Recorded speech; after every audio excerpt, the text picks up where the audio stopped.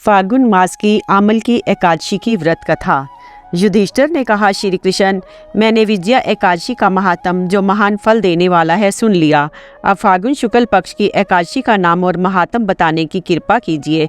भगवान श्री कृष्ण बोले, महाभाग धर्म नंदन सुनो, तुम्हें इस समय वह प्रसंग सुनाता हूँ जिसे राजा मानधाता के पूछने पर महात्मा वशिष्ठ ने कहा था।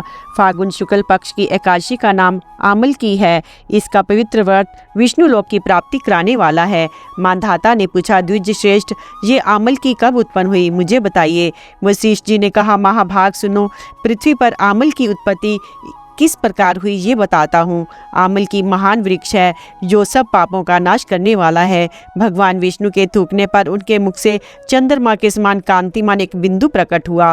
वह बिंदु पृथ्वी पर गिरा, उसी से आंवले का महान वृक्ष उत्पन्न हुआ।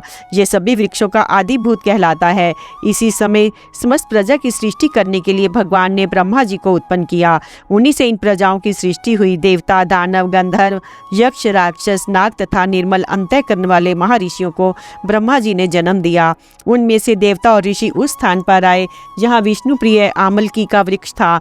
महाभाग, उसे देखकर देवताओं को बड़ा विस्मय हुआ। वे एक दूसरे पर दृष्टिपात करते हुए उत्कंठापूर्वक उस वृक्ष की ओर देखने लगे और खड़े खड़े सोचने लगे कि प्लक्ष, पाकर आदि वृक्ष तो पूर्वकल्प की ही भांति है, जो सबके सब हमारे परिचित हैं, किंतु इस वृक्ष को हम नहीं जानते।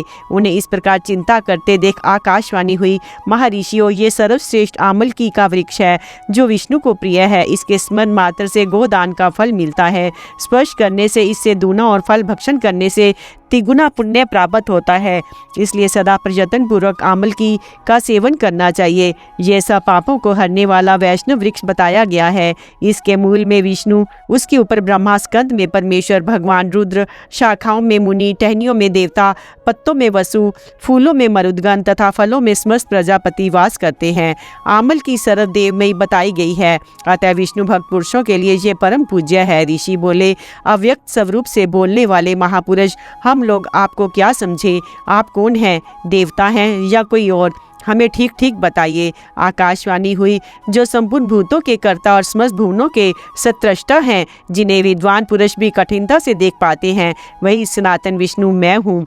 देवादिदेव भगवान विष्णु का कथन सुनकर उन ब्रह्म कुमार महर्षियों के नेत्र आश्चर्य से चकित हो उठे। उन्हें बड़ा विस्मय हुआ। वे आदि अंत रहित भगवान की स्तुति करने लगे। ऋषि बोले, संपूर्ण भूतों के आत्मभूत आत्मा एवं परमात्मा को नमस्कार है। अपनी महिमा से कभी च्युत न होने वाले अच्युत को नित्य प्रणाम है। अंतरहित परमेश्वर को बारंबार प्रणाम है। दामोदर, कवि, सर्वज्ञ और यज्ञेश्वर को नमस्कार है। मायापते, आपको प्रणाम है। आप विश्व के स्वामी है, आपको नमस्कार है। ऋषियों के इस प्रकार स्तुति करने पर भगवान श्री हरि संतुष्ट हुए और बोले, महर्षियों, तुम इन्हें कौन सा अभिष्ट वरदान दो? ऋषि बोले, भगवान, यदि आप संतुष्ट हैं तो हम लोगों के हित के लिए कोई ऐसा व्रत बतलाइए जो स्वर्ग और मोक्ष रूपी फल प्रदान करने वाला हो। श्री विष्णु बोले, महर्षियों, फाल्गुन शुक्ल पक्ष में यदि पुण्य नक्षत्र से युक्त द्वादशी हो तो वह महान पुण्य देने वाली और बड़े बड़े पातकों का नाश करने वाली होती है। द्विजवरों, उसमें जो विशेष कर्तव्य है उसको सुनो। आमल की एकादशी में आंवले के वृक्ष के पास जाकर वह रात्रि में जागरण करना चाहिए। इससे मनुष्य सब पापों से छूट जाता और सहस्त्र गोदानों का फल प्राप्त करता है।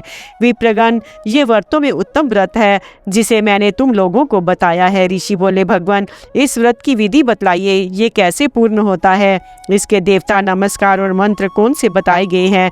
उस समय स्नान और दान कैसे किया जाता है?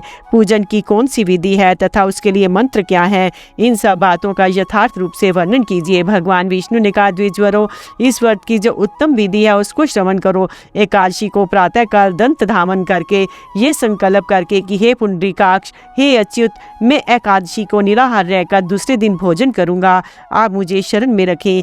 ऐसा नियम लेने के बाद पतित, चोर, पाखंडी, दुराचारी, मर्यादा भंग करने वाले तथा गुरु पत्नीगामी मनुष्यों से वार्तालाप ना करें। अपने मन को वश में रखते हुए नदी में, पोखरे में, कुएं पर अथवा घर में ही स्नान करें। स्नान के पहले शरीर में मिट्टी लगाएं।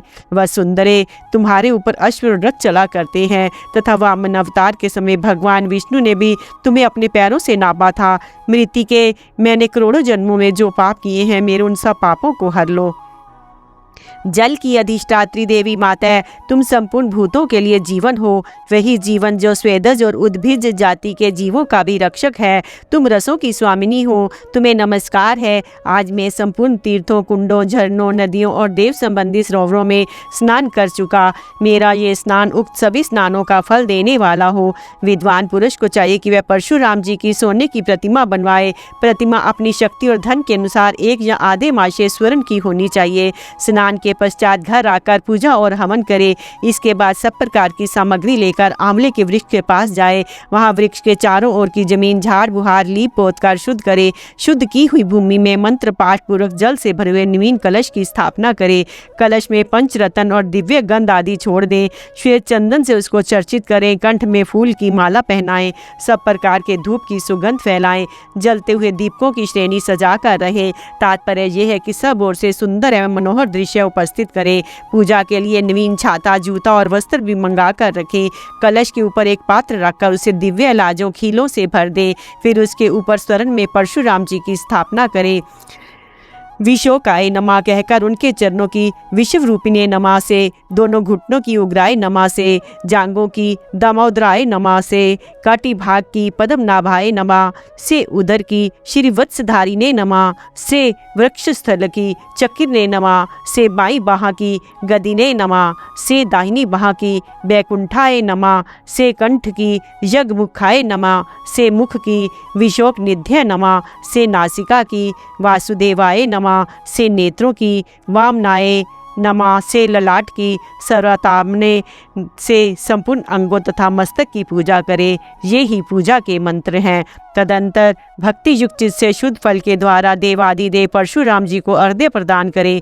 अर्घ्य का मंत्र इस प्रकार है। देव देवेश्वर जमदग्नि नंदन श्री विष्णु स्वरूप परशुराम जी, आपको नमस्कार है, नमस्कार है। आंवले के फल के साथ दिया हुआ मेरा ये अर्घ्य ग्रहण कीजिए। तदंतर भक्ति युक्त चित्त से जागरण करें। नृत्य, संगीत, वाद्य, धार्मिक उपाख्यान तथा श्री विष्णु संबंधी कथा वार्ता आदि के द्वारा वह रात्रि व्यतीत करें। उसके भगवान विष्णु के नाम ले लेकर आमल की वृक्ष की परिक्रमा 108 या 28 बार करें। फिर सवेरा होने पर श्री हरि की आरती करें। ब्राह्मण की पूजा करके वहाँ की सब सामग्री उसे निवेदन कर दे। परशुराम जी का कलश, 2 वस्त्र, जूता आदि सभी वस्तुएं दान कर दे और ये भावना करें कि परशुराम जी के स्वरूप में भगवान विष्णु मुझ पर प्रसन्न हो। तत्पश्चात आमल की का स्पर्श करके उसकी प्रदक्षिणा करें और स्नान करने के बाद विधि पूर्वक ब्राह्मणों को भोजन कराएं। तदंतर कुटुंबियों के साथ बैठकर स्वयं भी भोजन करें।